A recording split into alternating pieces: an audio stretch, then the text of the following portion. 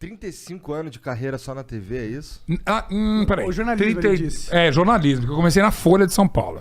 Na TV, 31, porque eu comecei na MTV, na estreia da MTV, famosa data 20 de outubro de 1990. Que foi Tá bom com as datas aí. Não, mas isso aí vamos combinar, isso era história, cara. Eu lembro, eu sei detalhes. A roupa que eu tava usando, a roupa que a Astrid tava usando, entende? A primeira música que tocou na MTV, que é claro que era Garota de Ipanema, com a Marina Lima, justamente. E eu lembro da segunda. A segunda era Delight Grooves in the Heart. Caralho! Essa mesmo. A terceira eu já não lembro, mas ela foi lá na Fundição Progresso. Cara, não dá pra esquecer esse dia. Aí realmente. E a MTV foi muito histórica, né? Pra TV em si, né? Cara, fundamental. Num grau que chegou a ter uma influência grande nas outras TVs abertas.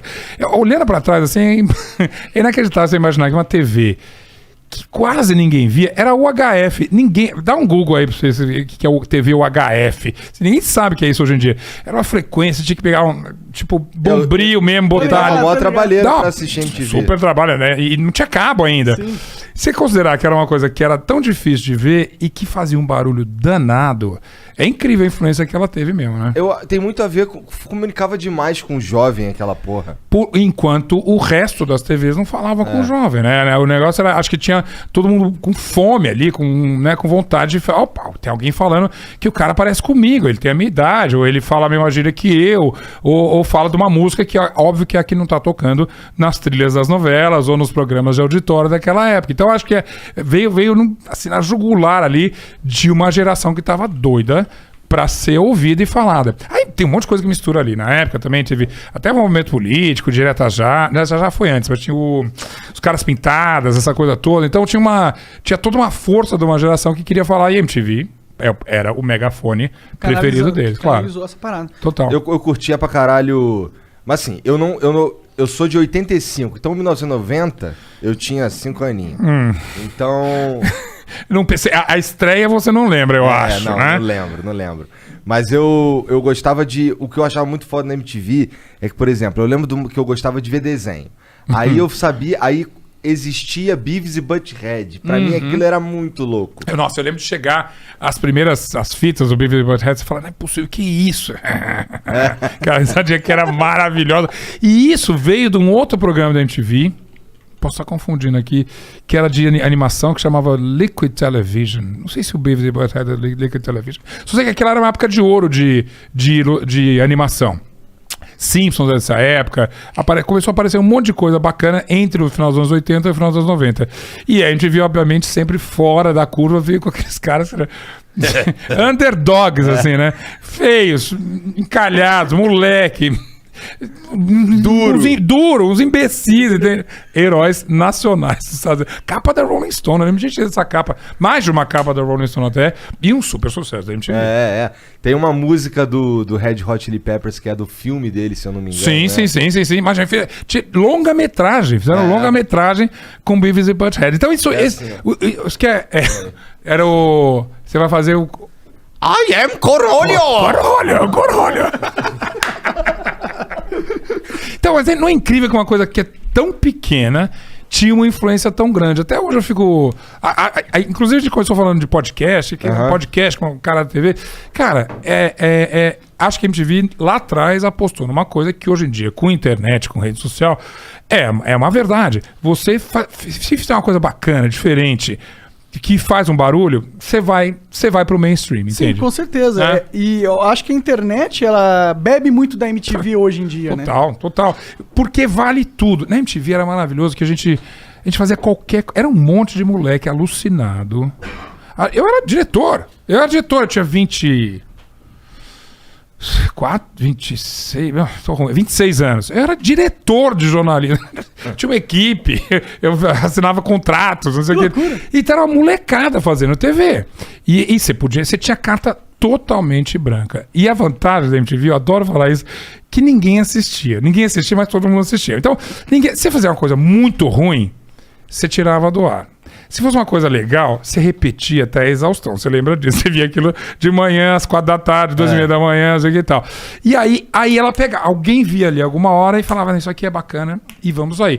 E obviamente tem eu, mas você tem lista de 10, 20 talentos que saíram da MTV como reconhecidos como alguém que falava com um público específico e fazia um trabalho diferente. Vai de mim, da Astrid, por exemplo, que é bem da minha geração, o Thunder, até Tata Werneck, Dani, Calabrese e esse povo todo. Durante toda a existência séria da MTV, eu acho que a existência agora dela não é muito séria, mas ela criou coisas que renderam frutos na TV aberta ou em outras mídias e coisa e tal. Era uma coisa impressionante. E eu acho que parte disso era a liberdade total que a gente tinha de fazer todas as coisas. Ah, com certeza. Tu tava falando da Marina Lima aí, que inclusive que fez um podcast contigo, né? Marina Lima, que prazer. Falei com ela. A gente tá com um podcast na Deezer agora também, chamado Essenciais. Ano passado, a Deezer me convidou para fazer podcast para mim. Admirável Mundo Novo. Eu era sou ouvinte de podcast. Eu nunca tinha feito... Eu tinha participado de alguns, mas nunca tinha um meu. E a Deezer me convidou para fazer um que chama Pop Story, que que subiu o ano passado. E que era incrível. Aliás, parecia MTV. Que eu tava falando com uma galera que tava começando num grau. A gente tem 2 sucessos, MC Rebeca, MC Isaac, né? E de repente eu tenho entrevista de meia hora com esses caras. Era engraçado. Lembrei muito da época da MTV. E aí, desse projeto, a Deezer me chamou para fazer o Essenciais esse ano, que é um podcast que já existia, já tinha tido uma primeira temporada, que é um passeio, assim, uma trajetória na carreira de alguns artistas essenciais, justamente, da música popular brasileira. E aí a gente mudou um pouquinho. Basicamente, o artista falava da trajetória dele e comentava várias canções. Agora, tem uma entrevista. Cara, de todos que eu falei esse ano, nessa temporada...